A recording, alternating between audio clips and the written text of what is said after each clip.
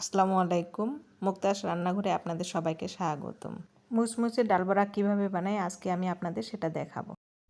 তো half cup মসুর ডাল ভিজিয়ে রাখছিলাম, এর উপরে ধুয়ে নিয়ে সুন্দর করে ব্লেন্ডারে দিয়ে দিলাম।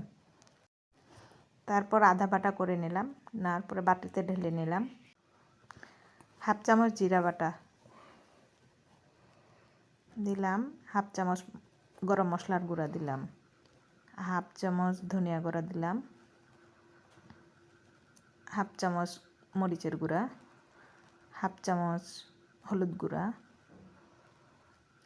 হাফ চামচ লবণ, ধনিয়া পাতা, হাফ কাপ পেঁয়াজ কুচি, মরিচ কুচি,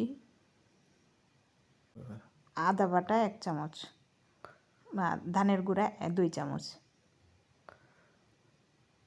রসুন বাটা 1 চামচ দিয়ে এবার আমি সুন্দরভাবে মেখে নেব। ভালো করে মেখে নিতে হবে।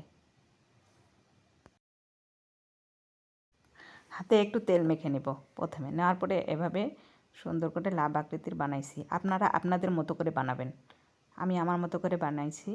সাথে সাথে এভাবে তেলে দিয়ে দিবেন। এভাবে বানিয়ে রেখেও দিতে পারেন, পরে একটা একটা করে তুলে তেলে দিতে পারেন।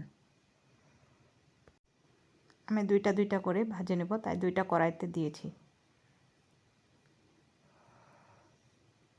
এভাবে সুন্দর করে ভাজে নেবেন।